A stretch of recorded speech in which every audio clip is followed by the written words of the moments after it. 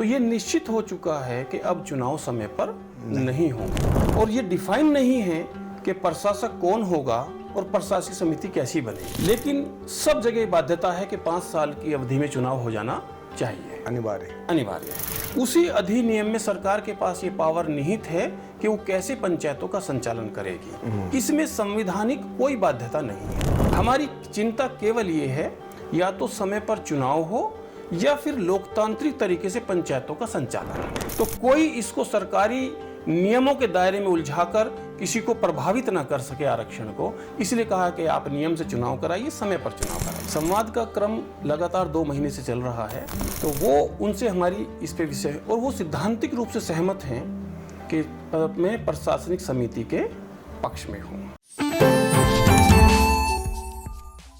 नमस्कार, आप देख रहे हैं आई इंडिया और मैं हूं डॉक्टर पंकज सिंह गौर और आज खास इशू पर हम पॉडकास्ट करने जा रहे हैं। दरअसल देश का सबसे बड़ा राज्य उत्तर प्रदेश है और उत्तर प्रदेश में प्रधान इस समय चिंता में डूबे हुए हैं। चिंता में क्यों डूबे हुए हैं, आज इन्हीं पहलुओं को लेकर बातचीत करेंगे और साथ ही आपके माध्यम से हम बताने की कोशिश करेंगे कि उत्तर प्रदेश में जो प्रधानों का चुनाव है उसको लेकर सरकार क्या कर रही है, क्यों कर रही है, क्योंकि प्रधान संगठन ने प्रधानों की बात को सरकार तक पहुंचाया है। सरकार के मुखिया मुख्यमंत्री योगी आदित्यनाथ तक पहुंचाने वाले शख्स भी हमारे साथ मौजूद हैं और जो प्रधानों को लेकर के तमाम चिंताएं हैं उन पहलुओं को आज जानने की कोशिश करेंगे और बताएंगे आपको क्या उत्तर प्रदेश में प्रधानों का कार्यकाल बढ़ाने पर योगी सरकार विचार कर रही है। तो चलिए तमाम सवालों को जानते हैं और आपसे जवाब लेते हैं, परिचय कराते हैं। आप हैं दरअसल राष्ट्रीय पंचायती राज ग्राम प्रधान संगठन के प्रदेश अध्यक्ष ललित शर्मा जी। पहले तो सर आपका स्वागत है। बहुत बहुत धन्यवाद। पिछले दिनों हमने एक खबर की थी, आपसे बातचीत करके आपने मुलाकात की थी मुख्यमंत्री योगी आदित्यनाथ से। उसका पर्पज भी यही था कि प्रधानों की बात उन तक पहुंचाना। उसमें मुख्य मुद्दा था कि प्रधानों का कार्यकाल 26 मई को खत्म हो रहा है। ऐसे में प्रधानों का कार्यकाल बढ़ाया जाए, कैसे बढ़ेगा, ये तमाम दस्तावेजों के साथ आपने मुलाकात की थी और वो दस्तावेज उन्हें सौंपे भी गए थे। चूंकि उत्तर प्रदेश में यही बात चल रही है, एक तरफ हाई कोर्ट में याचिका दाखिल है, दूसरी तरफ एक बात चल रही क्या प्रधानों के बस्ते जमा होंगे या कार्यकाल बढ़ेगा। तो जानते हैं ललित शर्मा जी से। मेरा पहला सवाल यही है कि 20 अप्रैल को आपने मुख्यमंत्री योगी आदित्यनाथ जी से मुलाकात की थी जी। मुलाकात के दौरान आपने दस्तावेज दिए थे, कई प्रदेशों का उदाहरण आपने दिया था कि मध्य प्रदेश में ऐसा हुआ है, हरियाणा में ऐसा हुआ है, उत्तराखंड में ऐसा हुआ है, तो उत्तर प्रदेश में भी प्रधानों का कार्यकाल बढ़े। हालांकि इसको लेकर के कहते हैं नियम ये नहीं है कि प्रधानों का कार्यकाल बढ़े, तब आपने दस्तावेज सौंपे कि ऐसे बढ़ाया जा सकता है प्रधानों का कार्यकाल।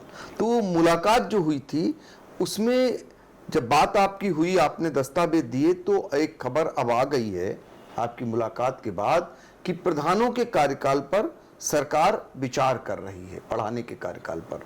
तो ऐसी खुशखबरी से प्रधानों की जो कुछ चिंताएं हैं वो दूर होती हुई दिखाई दे रही। तो क्या मुलाकात हुई थी, क्या बात हुई थी? सबसे पहले तो मैं आपको बहुत बहुत आपका आभार व्यक्त करता हूं कि आपने ये अवसर दिया और एक बातचीत का माहौल आपने हमको दिया है। 20 अप्रैल को प्रदेश के यशस्वी मुख्यमंत्री जी से राष्ट्रीय पंचायती राज ग्राम प्रधान संगठन के प्रतिनिधिमंडल की वार्ता हुई थी। वार्ता बहुत सीमित दायरे में थी और केवल एक बात को लेकर हम चिंतित थे कि राज्य निर्वाचन आयोग तय कर चुका है कि मतदाता सूची का प्रकाशन 10 जून को होगा और पंचायतों का कार्यकाल 26 मई को समाप्त हो रहा है। तो ये निश्चित हो चुका है कि अब चुनाव समय पर नहीं होंगे। समय कितना जाएगा वो बाद में देखा जाएगा, लेकिन वर्तमान समय में चुनाव समय पर होता प्रतीत नहीं हो रहा है। तो 26 तारीख के बाद क्या होगा, तो ऐसे में हमारा जो संयुक्त प्रांत अधिनियम है, जिसको उत्तर प्रदेश पंचायत अधिनियम 1947 के नाम से जाना जाता है, उसमें धारा 12 में कुछ प्रोविजंस दिए गए हैं। उसका धारा 12 का 3A ये कहता है कि यदि चुनाव समय पर संभव न हो तो अस्थायी रूप से वहाँ पर प्रशासक या प्रशासनिक समिति काम करेगी। और ये डिफाइन नहीं है कि प्रशासक कौन होगा और प्रशासनिक समिति कैसी बनेगी।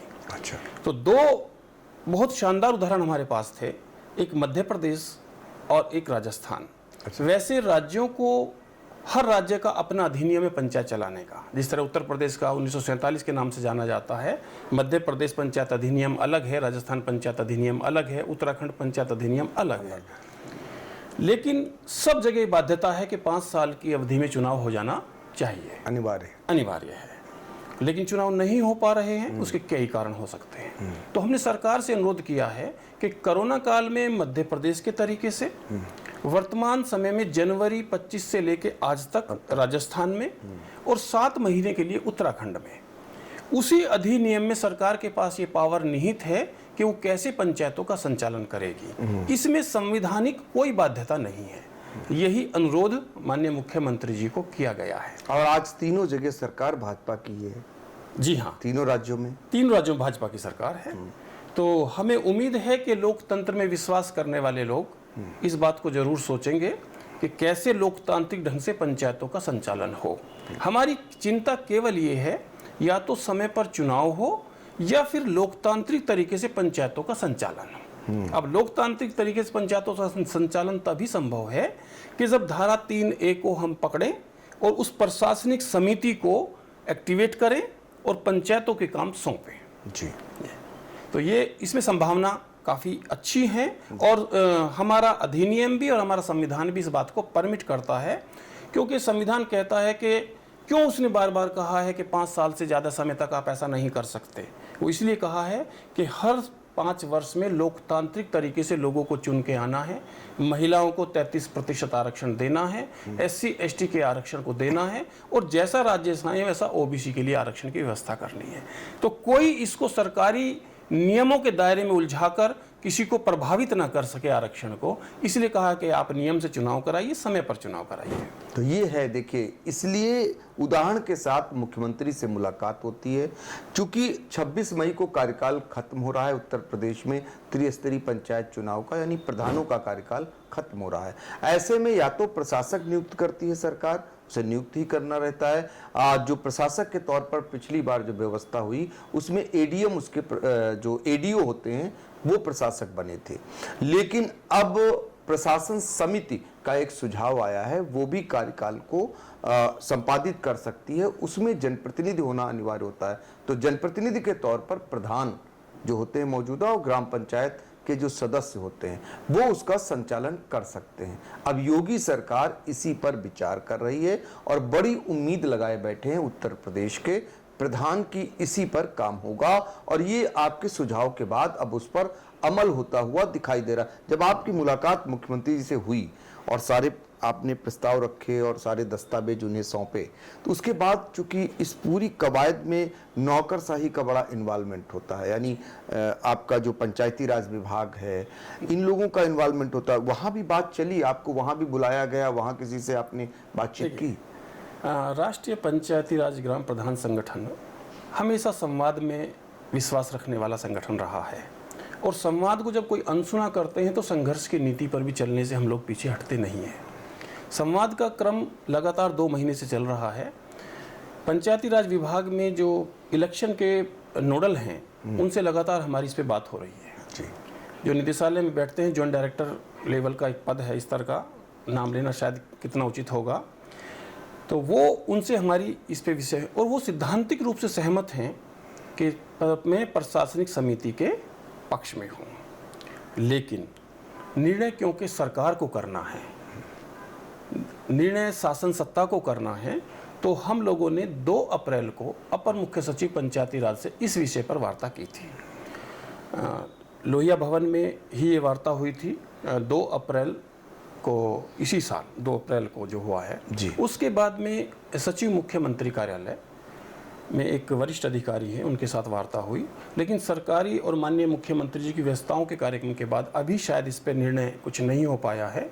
लेकिन संगठन की जो मांग है, संगठन का जो अनुरोध है, वो चाहे निदेशालय पंचायती राज के स्तर पर हो, शासन पंचायती राज के स्तर पर हो, माननीय पंचायत मंत्री जी के स्तर पर हो, या फिर मुख्यमंत्री कार्यालय के स्तर पर हो, सभी जगह पर हम लोगों ने अपने दस्तावेज प्रस्तुत कर दिए हैं, अपना अनुरोध प्रस्तुत कर दिया है।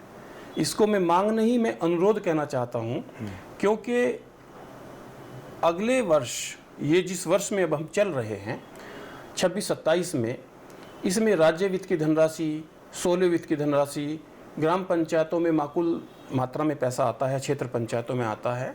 लोकतांत्रिक तरीके से लोगों की जवाबदेही होती है उस पैसे पर। यदि कोई प्रशासनिक अधिकारी होता है तो सरकार को पिछले 3 चुनावों का अध्ययन करना चाहिए। 2015 का अध्ययन करना चाहिए जब उन्होंने प्रशासक नियुक्त किए थे, उन्हें अध्ययन करना चाहिए 2021 का जब उन्होंने प्रशासक नियुक्त किए थे, और फिर देखें कि क्षेत्र पंचायत और जिला पंचायतों में जो धनराशि उपलब्ध थी वो किस तरह से वहीं पड़ी रही। धनराशि जो भी ग्राम पंचायतों को, क्षेत्र पंचायतों को, जिला पंचायतों को पैसा मिलता है वो लोगों के जीवन को सुलभ और सरल बनाने के लिए मिलता है। आपके कहने का आशय यह है कि प्रधान चूंकि ग्राम पंचायत में रहता है, वो दुख दर्द समझता है, वहां के लिए चिंता करता है, जो सरकार से मद जाता है विकास योजनाओं का वो खर्च करता है, जो प्रशासक नियुक्त होता है वो बेहतर कर नहीं पाता है। यही तो कहने का बिल्कुल मेरा साफ कहना ये है कि प्रशासक नहीं कर पाता है क्योंकि उसके पास और बहुत काम है। अभी एक सेक्रेटरी जो हम ग्राम पंचायत में, जिसको ग्राम पंचायत सचिव के रूप में जानते हैं, 1 क्लस्टर 2 क्लस्टर पे वो काम कर रहे हैं।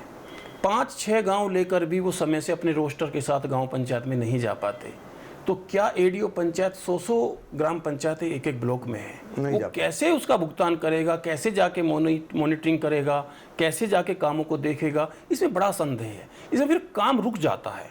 और हम नहीं चाहते कि सरकार का एक स्कूल चलो अभियान रुके, सरकार का वृद्ध वृक्षारोपण का कार्यक्रम रुके, सरकार के और जरूरी काम है वो रुके, गोवंश का संरक्षण रुके। सबसे बड़ी चिंता गोवंश के संरक्षण की है, सबसे बड़ी चिंता हम लोगों को वृक्षारोपण की है, सबसे ज्यादा चिंता हमको बाढ़ और सुखाड़ की है, सबसे ज्यादा चिंता हमको जून के महीने में गांव में गरीब आबादी में पेयजल संकट की है कि अगर हैंडपंप खराब होगा तो कौन करने वाला। इसी समय संक्रामक बीमारियां भी आती हैं। तो इसीलिए हम सरकार से बार बार अनुरोध कर रहे हैं कि आप एक लोकतांत्रिक सरकार हैं और पंचायत भी लोकतांत्रिक ढंग से चुनी गई है। लोगों ने 5 साल के लिए इसको चुना था। 5 साल को भले ही कार्यकाल पूरा हो जाए, जब तक अगला चुनाव नहीं हो जाता, वो चाहे 2 महीने में हो, 4 महीने में हो, सरकार को तय करना है, तब तक हम चाहते हैं कि वर्तमान में निर्वाचित वार्ड मेंबर, ग्राम पंचायत सदस्य और प्रधान मिलकर अपनी पंचायत को चलाते रहे। बिल्कुल, ये सरकार से अनुरोध है। बिल्कुल, ये सरकार से अनुरोध है संगठन का, प्रधानों के, कि कम से कम जब तक चुनाव नहीं हो जाता है प्रधान ही ग्राम पंचायत का संचालन करे। लेकिन एक पहलू ये आता है ललित शर्मा जी, दूसरी तरफ पहलू ये आता है, लोग चूंकि चुनावी वर्ष है, बहुत सारे विरोधी भी प्रधानों के तैयार हो जाते हैं, वो कहने लगते हैं कि ये मौका मिलेगा उनको लूट खसूट करने का। देखिए, कुछ लोग इसको अवसर के रूप में देखेंगे और कुछ लोग अपने सेवा के विस्तार के रूप में देखेंगे। हर व्यक्ति की सोच अलग होती है और सबकी सोच एक समान नहीं हो सकती। बहुत अच्छा काम करने वाले भी प्रधान इसी प्रदेश में हैं, ना करने वाले भी। हम कहते हैं कि जिसको भी आज तक जिसने कोई बुरा काम किया है, वो किसी भी स्तर पर हो, वो तभी करता है जब वो कहीं ना कहीं से संरक्षण प्राप्त करता है। मैं सरकार से आज आपके माध्यम से अनुरोध करूंगा कि वो ऐसे संरक्षण को बंद करे और पारदर्शिता, ईमानदारी के साथ काम को आगे बढ़ाए।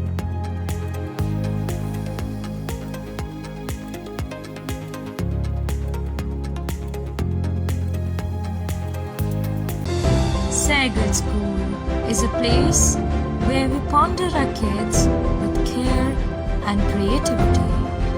We provide students the room to explore their imaginations and enhance their education.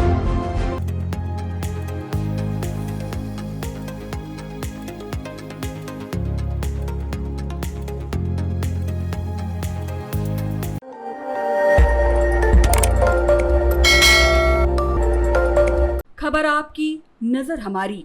देखते रहिए आई इंडिया।